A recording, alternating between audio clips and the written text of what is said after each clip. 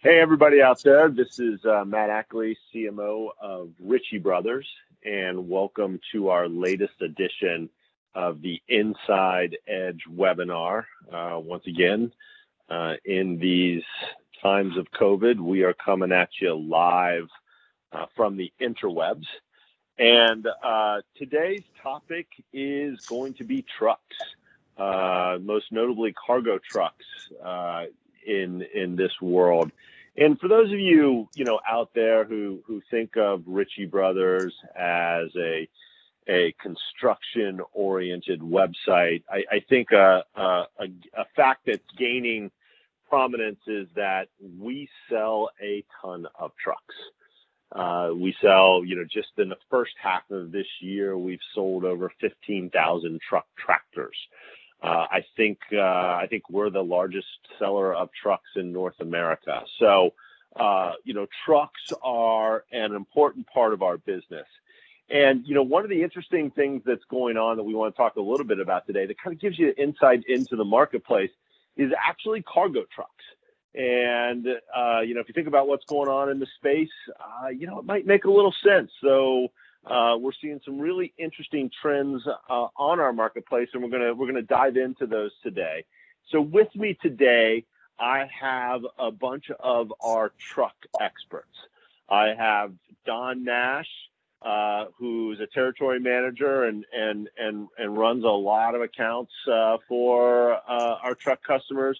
I have Rob Slavin, who does pricing in our truck space, and I have Tyler Townshend, who just recently joined us and works in our strategic account group focused on transportation. So a lot of truck expertise on today's podcast, and then as always, I'm joined by Ken Calhoon, who is part of our data group and drives our market trends and RV Asset Valuator Solutions, and he can add insights on the data. So if you look real quickly at what's going on, with cargo trucks, record-setting June. We had a number of record-setting auction weeks in June. We had record sets for trucks and record set for cargo trucks. You can see the numbers here. Once again, a lot of trucks being sold. And, Don, give us, what's driving this in your mind? What's going on? Give us a little insight here. What do you think's happening, as it pertains to cargo trucks? Why are so many being sold? There's an overall increased demand in that market simply because of the changing environment from which it's really COVID driven right now, or was earlier, but I think it's bigger than that now. It's just kind of getting to a new way that the customer is engaging with the retail and or other environments to do their shopping. So probably everybody on this call and probably everybody that's listening is probably had Amazon delivered to their house at some point in time. So Amazon is the biggest driver of that particular market, as well as a lot of the other larger retailers such as Target and Walmart and stuff like that, to play catch up to a lot of the stuff that Amazon does.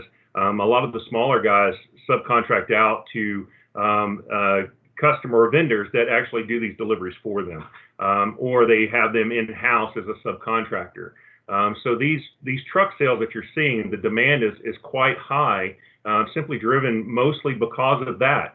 The number of increases that we've seen just in the market from Amazon deliveries, for example, they're just look at their stock as a barometer for it, as well as Target having reported some of these insane increases in their volume for the last quarter. It's all driven really by the e-commerce model, and those goods get to your doorstep by these types of trucks that we're talking about right now, these last mile delivery trucks. That's what's really driving it.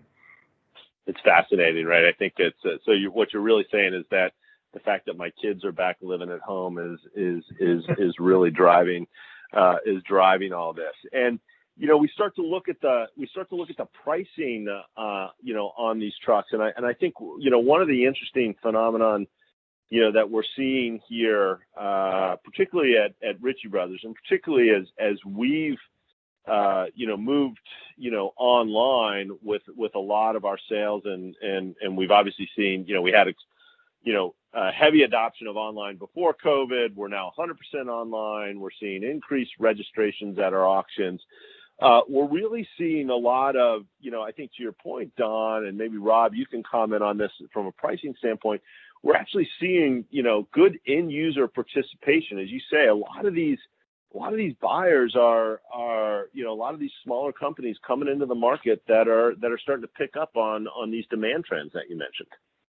Yeah. So as we look at this last mile delivery and Amazon's inability to get a contract done with one of the big shippers, FedEx, UPS, we see smaller companies coming in, and those smaller companies are very big part of our business, a big part of our buyer base, and they're converting 5 trucks into a small business and supporting that last mile delivery. I think one of the things so go back 10 years from where we are today, and I was actually one of those customers that was on the fence about, getting rid of trucks, getting rid of equipment through an auction. And I kind of looked at, I was one of those people who you mentioned earlier that said, Ritchie Bros is a yellow iron company, selling mostly construction. If you were to go back 10 years ago and look, we have consecutive year-over-year growth to the point where just looking at where we are today, probably right around halfway point, we've already exceeded 2016 sales from a medium duty standpoint. Just looking at vans, for example, in that consecutive year-over-year growth, I think there's 2 reasons. Primarily is our customer base, the people that are bringing us equipment to sell for them. We've got big names from the leasing industry, from OEMs, off lease from banks, and I think we're really putting confidence into our buyers, in the equipment that we're bringing to the table is solid equipment.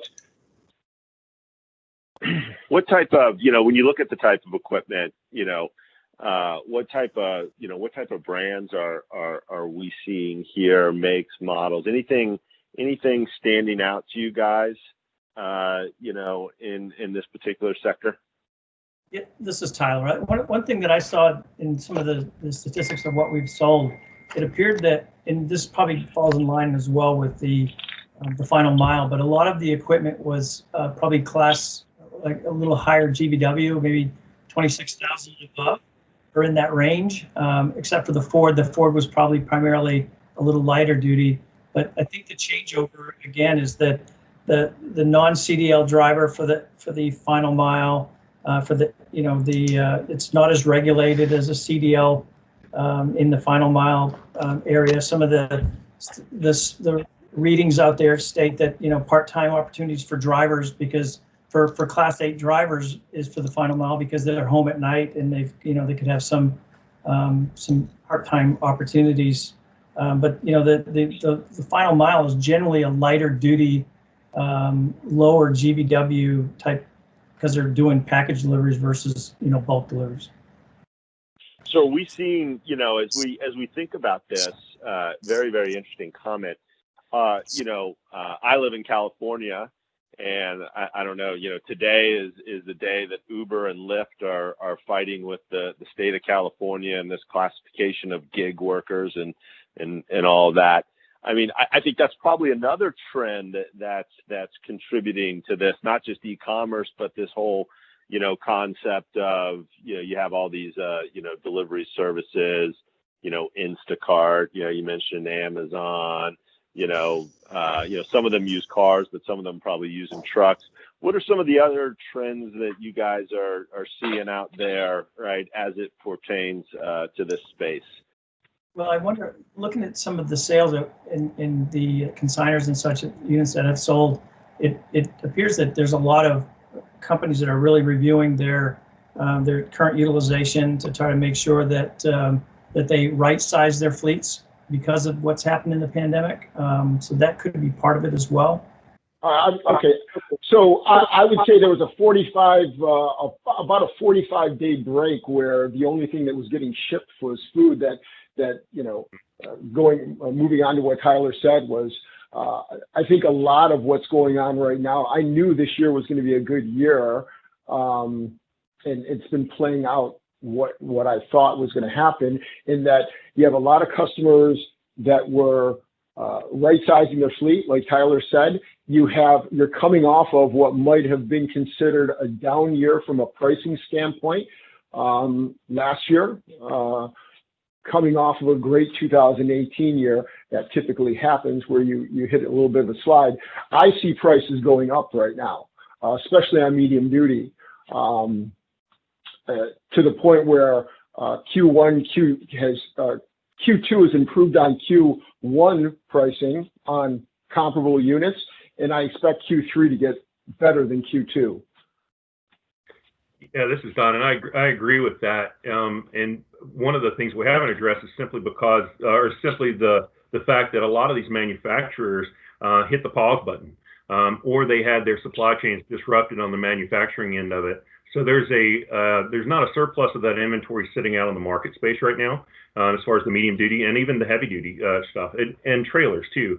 There's a backlog of that as the manufacturers get ramped back up, reestablish their supply chains, and in some ways redesign their supply chains to be a little more resilient. The COVID episode that we had in the spring and that continues to this day was very disruptive to a lot of supply chains outside of just the retail industry to get your socks and pizza to your doorstep. You're talking about coming across borders in Mexico with parts and deliveries for equipment assemblies into the United States. Those were shut down.